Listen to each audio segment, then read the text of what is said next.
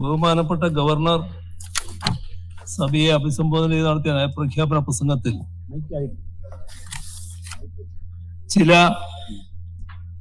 കൂട്ടിച്ചേർക്കലുകളും ഒഴിവാക്കലുകളും വരുത്തിയിട്ടുള്ളത് അംഗങ്ങളുടെയും ചെയറിന്റെയും ശ്രദ്ധയിൽപ്പെടുത്തുന്നു. മന്ത്രിസഭ അംഗീകരിച്ച നയപ്രഖ്യാപന പ്രസംഗത്തിലെ ഖണ്ഡിക 12, 15, 16 എന്നിവയിൽ ബഹുമാനപ്പെട്ട ഗവർണറുടെ പ്രസംഗത്തിൽ ചില മാറ്റങ്ങൾ വരുത്തിയിട്ടുണ്ട്. ഭരണഘടനയുടെ അന്തസ്സത്തക്കും സഭയുടെ കീഴ്വഴക്കങ്ങൾക്കും അനുസൃതമായി മന്ത്രിസഭ അംഗീകരിച്ച നയപ്രഖ്യാപന പ്രസംഗമാണ് നിലനിൽക്കുന്നത്.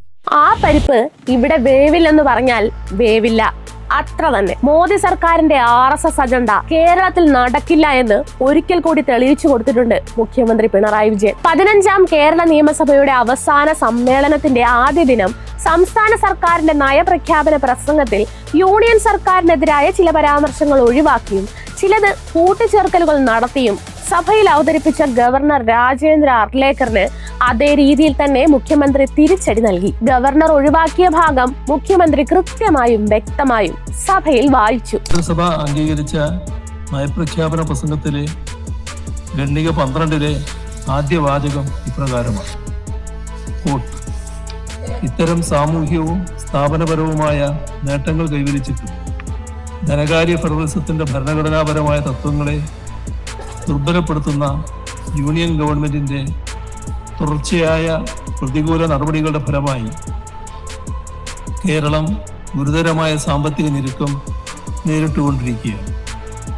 ഉദ്ധരണി അവസാനിച്ചു.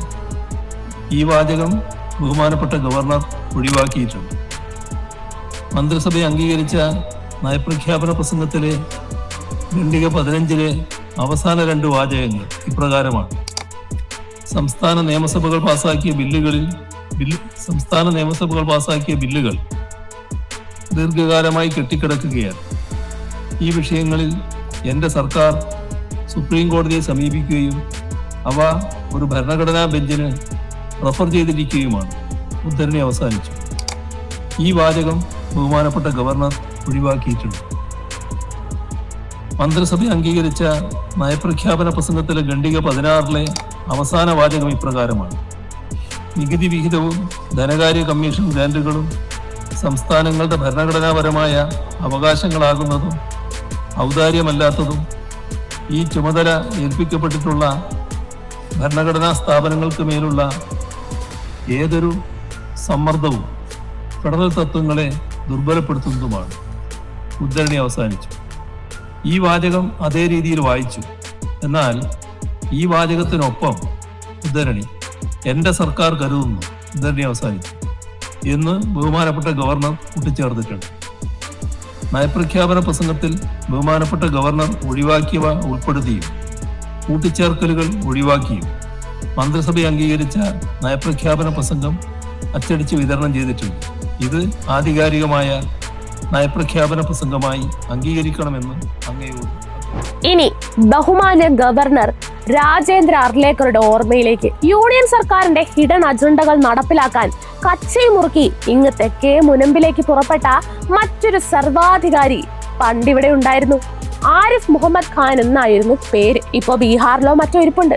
ഇവിടെ ഉണ്ടായിരുന്നപ്പോൾ സംഖ്യ അജണ്ട നടപ്പാക്കാൻ കുറെ നോക്കിയതാണ്. ലോക് ഭവന്റെ അകത്തിരുന്ന് നടക്കാതെ വന്നപ്പോ റോഡ് സൈഡിൽ കസേരയിട്ടും ഫുട്പാത്തിലൂടെ നടന്നും കുറെ അഭ്യാസങ്ങൾ കാണിച്ചു നോക്കിയതുമാണ്. വഴിയെ പോയ നാട്ടുകാർ നോക്കി ചിരിച്ചതല്ലാതെ പ്രത്യേകിച്ചൊന്നും സംഭവിച്ചില്ല. അവസാനം SFIക്കാരെ പേടിച്ച് കേന്ദ്രത്തിലെ CRPFന്റെ സുരക്ഷ വരെ വേണ്ടി വന്നു. അമ്മാവിന് പുറത്തിറങ്ങി നടക്കാൻ. പറഞ്ഞു വന്നത് വേറൊന്നുമല്ല, കൊമ്പ് കുലുക്കി നടന്നവനെ പേടിച്ചിട്ടില്ല, പിന്നല്ലേ കുമ്പ കുലുക്കി നടക്കുന്നവനെ.